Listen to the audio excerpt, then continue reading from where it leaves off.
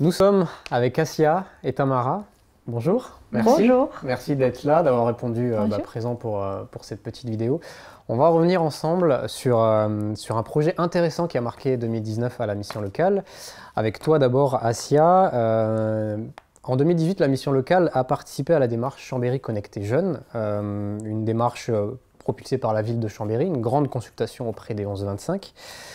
Et la structure a participé au sein de cette démarche en animant des ateliers auprès des jeunes de la structure pour récolter leurs paroles, leurs visions sur ce qu'ils ont de la vie, etc., etc.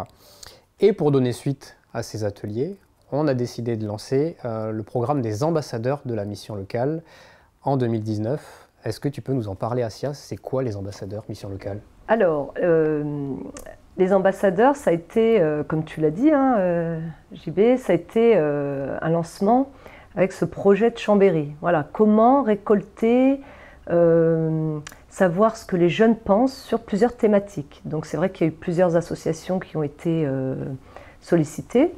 L'éducation nationale aussi, à travers les collèges, les lycées.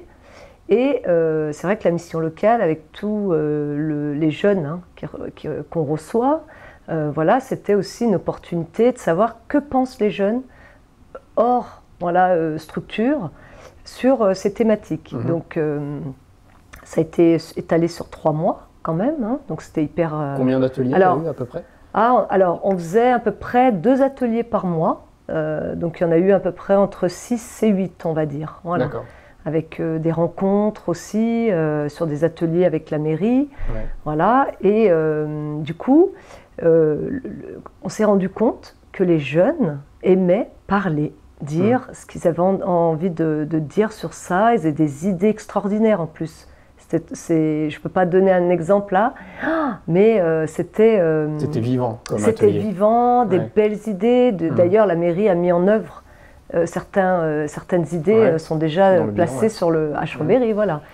Et là, on s'est dit, pourquoi pas continuer? On ne va pas s'arrêter là. Peut-être que les jeunes ont envie de travailler sur aussi autrement, pas forcément un support mairie.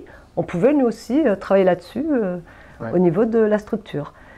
Et du coup, là, c'était vraiment le début du lancement des programmes ambassadeurs. Voilà, ambassadeurs. Il y avait quoi comme but les ambassadeurs? C'était quoi leur but? C'était un peu c'était témoigner, voilà, à peu près, c'était témoigner sur un peu leur parcours de vie, voilà ce qu'on fait à la mission locale, voilà ce qui est, faire passer le message aux autres jeunes. Des représentants, voilà, des représentants, père à père, voilà. D'accord. Voilà, donc c'est un peu des ambassadeurs témoins, on va dire, un peu de ce qu'on vit, de ce qu'on fait. Et justement, le lancement donc, de ces ambassadeurs, de cette première promo d'ambassadeurs qui a changé au fur et à mesure des mois, elle a eu lieu à NewQuest pendant la Semaine nationale des missions locales. C'est ça, c'est l'agence NewQuest donc, qui a accueilli dans ses locaux le premier groupe d'ambassadeurs donc en mars 2019 pour renforcer le partenariat qu'elle avait avec la mission locale. Et c'est 6 volontaires qui sont devenus ambassadeurs et qui ont du coup eu pour mission de représenter la mission locale sur les réseaux sociaux, de participer à des temps d'échange et aussi de rencontrer les élus. Et donc, ils ont signé une convention et ont pu découvrir en avant-première le site internet de la mission locale et aussi le kit ambassadeur. Ils ont reçu un kit ambassadeur avec des goodies de la mission locale. C'était vraiment un chouette moment en plus, ce lancement des ambassadeurs chez NewQuest. Et on a une ambassadrice avec nous qui était là le jour du lancement, qui était présente, Tamara. Pourquoi, toi, tu as voulu rejoindre le programme des ambassadeurs ML Chambé, parce que c'est son nom, les ambassadrices ML Chambé? C'est quoi qui t'a plu dans ce projet? Quand ça m'a invité, j'ai été un peu émue, parce que je n'imaginais pas, avant l'invitation, de participer à un projet assez grand, que c'est ambassadeur de la région, de la jeunesse à la mission locale. Et là, j'ai pensé pourquoi pas représenter aussi les autres jeunes, et également les inciter à participer aussi. Sur la citoyenneté de la jeunesse, quelque chose qui les tient à cœur aussi. Parce qu'on voudrait aussi avoir une formation, un job, et pourquoi pas faire ça? Parce que finalement, toi, quand tu bénéficiais des services de la mission locale, à un moment, tu t'es dit, c'est peut-être dommage que d'autres jeunes passent à côté des services, et pourquoi pas m'impliquer via ce programme et faire parler la structure en pair à pair, c'est ça hein, Oui, tout à fait, parce que j'avais pas mal de collègues qui étaient là, ils disaient « ouais, ça sert à rien, bah, je vais me débrouiller moi-même ». J'ai dit « oui, mais pourquoi pas venir un jour ?» Et finalement, de faire ça officiellement, ça me permettait de parler plus haut pour les personnes venues. Ils voient qu'il y a quelqu'un comme eux aussi, comme ambassadeur. Ouais. Et cette journée, elle était chouette, enfin, tu t'en souviens, Assia, parce qu'il y avait la signature de la charte, un peu, c'était symbolique, mais ce côté de signer un peu une charte d'engagement pour représenter la mission locale, etc., apparaître sur des vidéos, des photos.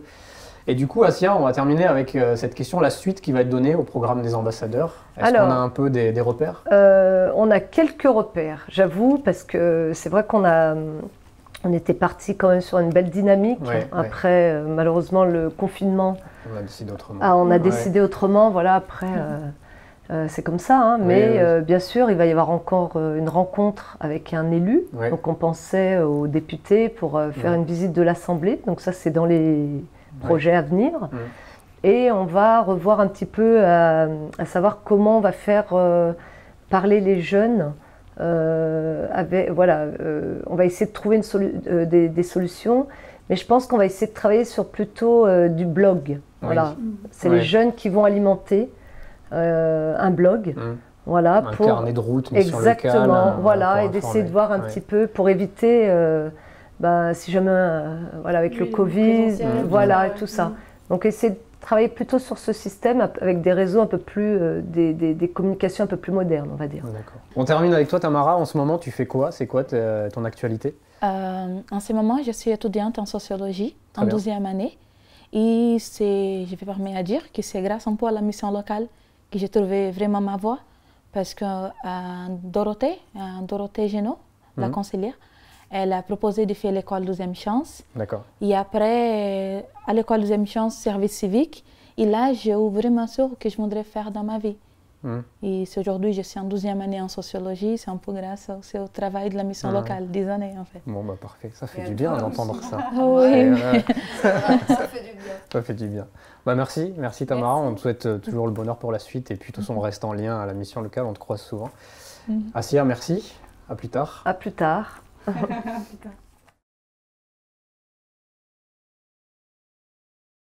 On a changé d'invité, Déborah nous a rejoint. Merci Déborah. On va aborder avec toi la question des services civiques parce que Assia, tu es référente aussi des services civiques à la mission locale.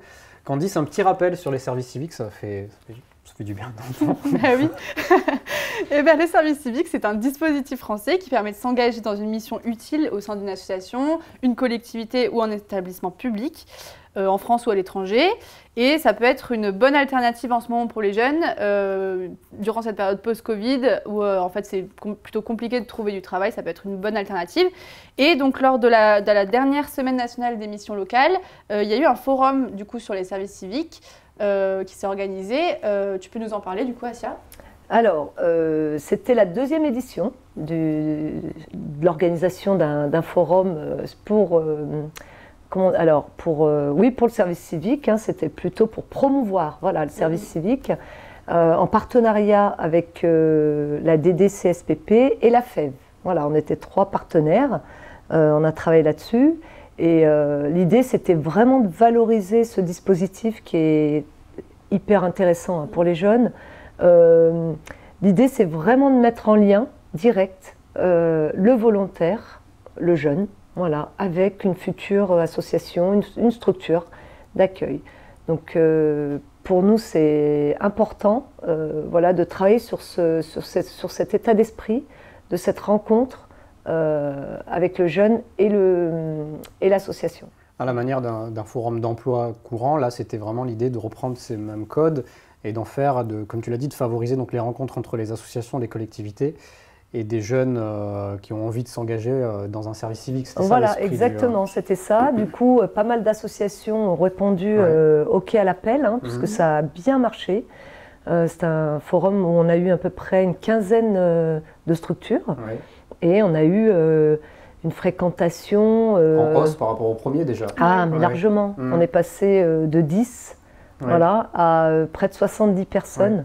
Voilà, donc du coup, c'était aussi... Bon, on a changé de configuration, on s'améliore d'année en année. Hein. Voilà, mais en tout cas, les jeunes sont toujours présents à cet appel, hein. Voilà, cet événement hein, qui, pour moi, je trouve, est indispensable. C'est vrai qu'on disait, hein, le forum, ça fait un peu vieillot, voilà, mais ça reste une formule, ça reste une formule qui marche bien. Et voilà. comment tu l'analyses, cette fréquentation du public, en fait? Est-ce que les jeunes, comme tu l'as dit, Candice, avant de débuter dans le marché de l'emploi, ils ont envie d'y aller peut-être un peu en douceur, en allant vers une mission de service civique? C'est quoi ton regard? Alors souvent, l'attente des jeunes, c'est cette année un peu transitoire dans leur parcours. Ça permet à certains d'attendre sans rester à rien faire, hein, d'être utile, comme on dit, hein, pour une association, en attendant de reprendre ses études, de voir une formation qualifiante qui débute plus tard.